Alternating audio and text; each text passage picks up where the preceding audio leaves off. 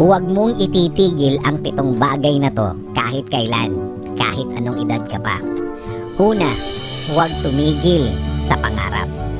Alam ko naman kahit anong edad ka pa ngayon, alam kong marami ka pa rin gustong gawin.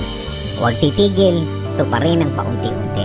Kahit matagal ang proseso, basta walang inaapakang tao. Ituloy mo lang, hanapin ulit ang spark, hanapin ulit yung drive, ibalik ulit ang excitement. Pangalawa, ang pagsasabi ng I love you. Para sa akin, walang sobra sa pagsasabi ng I love you. Lalo na at talagang totoo naman. Ipakita, ipafeel, iparamdam.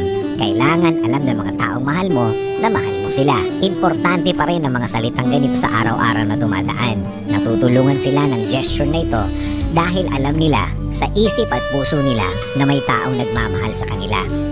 Pangatlo, explore. Napakalaki ng mundo. Kailangan may mga moments pa rin tayo na explore ang mundong ito. Magplano kasama ng iyong mga mahal sa buhay. Kung medyo magastos, pag-ipunan para habang nag-aantay ka o kayo, mas exciting. Planuhin mabuti at gawin. Again, dapat hindi lang drawing ha, dapat ituloy. Pang-apat, i-appreciate ang sarili. Kung may nagawang tama at proud ka sa sarili mo, una, pasalamatan ng Diyos. Tapos, i-compliment ang sarili. Iangat ang sarili. Sabihin mo sa sarili mo, galing. Meron kasi mga tao na nahihirapan na mag-congratulate ng iba. Aba, kung ayaw nila, ikaw na lang. Panglima, huwag tumigil sa paggawa ng mabuti. Kahit na ano pa ang edad mo, kahit ano pang katayuan mo. Lubog ka man sa problema, huwag kalimutang gumawa ng kabutihan. Habang inaantay mo ang ipinagdarasal mo, tuloy lang ang paggawa ng mabuti. Mas masaya, iba ang pakiramdam kapag nakagawa ng mabuti. Kahit hindi mabuti ang kalagayan mo. Pang-anim, huwag tumigil sa pag-aaral.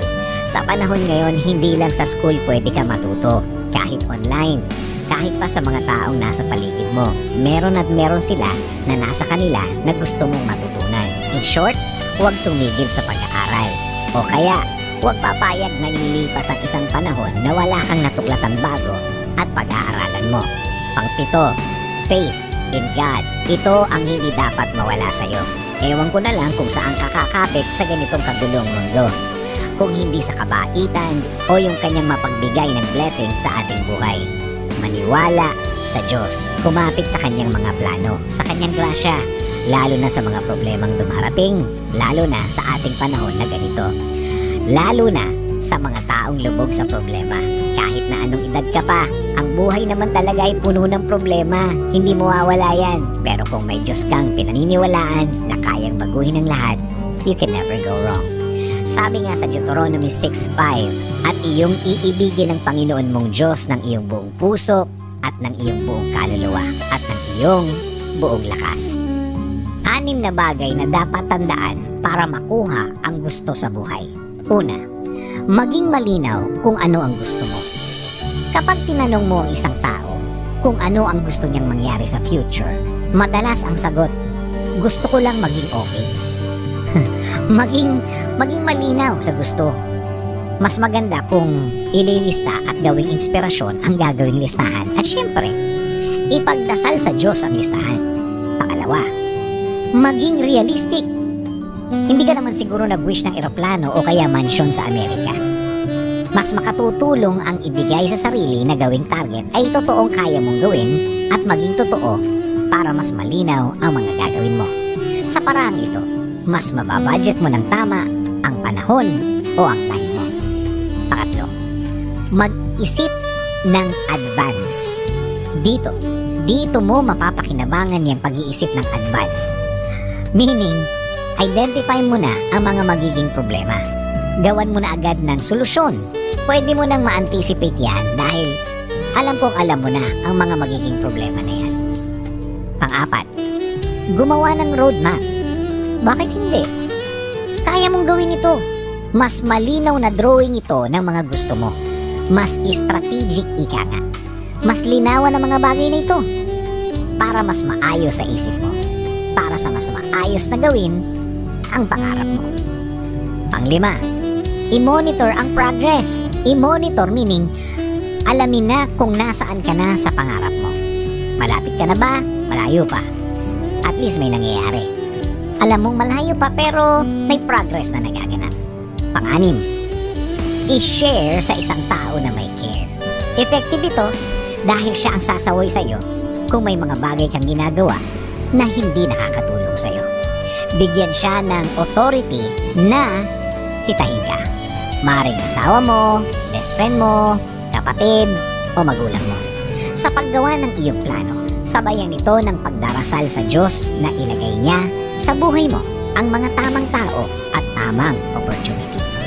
Kailangan mo ng guidance at blessings niya para magawa ang mga bagay na ito. Sabi nga sa Isaiah 30:21, whether you turn to the right or to the left, your ears will hear a voice behind you saying, this is the way, walk. Iwasang gawin ang siyam na bagay na to para mas enjoy ang buhay. Una, reklamo. Kapag nagre-reklamo tayo at inuuna natin ito kesa kung ano ang pwedeng solusyon sa isang problema, mas pinapahaba mo lang ang problema. Mas interesado ka kung saan nagsimula ang problema at sisihin kung kanino nagsimula. Pwede namang gawin ito kapag nalagyan na ng solusyon ang problema. Pangalawa, paninisi ng biktima o victim blaming. Kapag nakita at nalaman mo na kung kanino nagsimula ang problema, madalas siya ang nauunang nag-iisip ng solusyon dahil siya ang unang na-expose sa problema. Kapag naman nagkamali at inamin niya at nagsisi na, tulungan siya at ipakita sa buong grupo o pamilya na nagtutulungan. Pangatlo, pakikipagtalo. May argue o pakikipagtalo na may pakinabang. May natututunan ka at yung kausap mo basta manatili ang respeto habang ginagawa ito. Pero meron ding pakikipagtalo na walang pakinabang. Minsan, mas magandang tumahimik at lumakad palayo dahil hindi na tumatanggap ng paliwanag ang kausap mo. Pang-apat, pagyayabang. Iwasan ito lalo na ang kausap mo ay hindi tama ang damdamin at puso. Makakaramdam ito ng inggit at ang inggit ay delikadong emosyon. Minsan, nagiging dahilan ito ng masamang isip at balak. Mas magandang ikwento sa isang tao na nagmamahal sa iyo ang good news mo dahil ang mga taong ito gusto nila na maging matagumpay ka. Panglima, sensitive. Kapag masyado kang manipis sa lahat ng bagay at alam mo kung ano ang sinasabi ko, ang mga taong sensitive ay iniingatan ng mga taong nasa paligid nila. Ang mga taong ganito ay walang masyadong kaibigan. Pang-anim, laging pagsigaw. Wala nang tatalo pa sa isang malumanay na tao. Pwede niyang ipakita ang galit niya, ang galit na galit niyang emosyon, pero hindi siya nakasigaw. Kapag iniwasan mo ito, mas paliwanag na paliwanag ang makukuha mo. At ayon sa pag-aaral, mas nakakakuha ng tamang sagot ang relax na taong magtanong. Pang-pito, judgmental. Marami sa social media ngayon ng ganito. Kahit naman sa mga pamilya natin o kaya sa trabaho, marami sa atin ang judgmental. Hindi pa alam ang lahat ng detalye, may pag-aakusa na naririnig sa atin. Madalas naman talaga na edited ang mga kwentong nakakarating sa atin. At minsan din o madalas, sadya ito. Pangwalo, pagsisinungaling. Ang pagsisinungaling naman kasi ay absence ng katotohanan. Kung walang katotohanan sa isang usapan, ay walang patutunguhan. Walang saysay. Dahil at the end of the day, ang purpose lang naman yan ay manira ng tao. Pangsyam, ang hindi pagpansin sa Diyos. Kung dadalasan natin ang pakikipag-usap sa Diyos, kasama na dito ang pag-alam ng plano niya at gusto niya at gagawin niya, mas tama at tahimik ang ating buhay. Maaring magulo ngayon ang sayo at walang direksyon. Kumonekta sa Diyos at itatama niya ang hindi tama. Sabi nga sa Proverbs 3:5-6, magtiwala ka ng buong puso sa Panginoon at huwag kang manalig sa iyong sariling karunungan. Alalahanin mo ang Panginoon sa lahat ng iyong ginagawa at ituturo niya sa iyo ang tamang landas. Meron tayong yung mga bagay na nasa atin na hindi natin masyadong nakikita at na-appreciate dahil nga nasa atin pa, dahil nga naaasahan pa natin, dahil nga andyan palagi. Pwedeng gamitin at i-enjoy anytime. Aminin, sa buhay natin may mga bagay ang kapwa natin na ating kinahihilitan. Mas doon tayo nagfo-focus at feeling natin kawawa naman tayo, lumiliit ang tingin natin sa sarili. Kaya ayun, pati self-confidence natin naapektuhan. Sa umaga, pagising mo pa lang, ibig sabihin binigyan ka na naman ng isang pagkakataon, isa pang araw na makita mo ang ganda ng paligid at oo, nakikita mo. Nagagamit mo ang iyong mga mata, isa na namang dahilan para magpasalamat sa Diyos. At marami pang ibang rason para maging masaya. Suggestion lang, try nating maging thankful sa araw na ito. Sa paglabas mo ngayon, nakakalakad ka, nakakabati ng mga tao, nagagamit mo ang ibang parte ng katawan mo. Dapat magpasalamat tayo sa itaas dahil nagagamit pa natin ang lahat ng parte ng ating katawan. Kung magiging thankful tayo sa araw-araw, mas nakikita natin kung anong mga blessings ang nasa atin.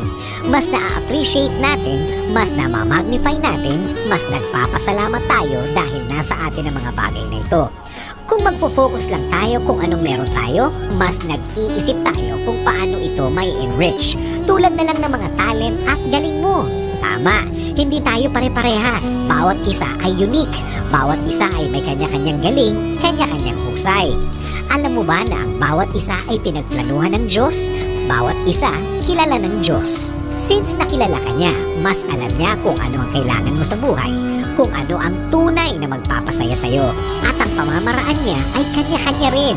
Kung lagi mong kausap ang Diyos, mas nagiging open ka sa Kanya at mas maiintindihan mo ang Kanyang plano sa iyong buhay. Tama, minsan nakakalimutan natin na maging thankful sa araw-araw. Thankful tayo sa mga taong nasa paligid na nagmamahal at laging concerned sa'yo, ang iyong kalusugan at ang oras na hawak mo ngayon. Meron daw isang kwento na isang tao ay iyak ng iyak dahil wala siyang sapatos na gagamitin.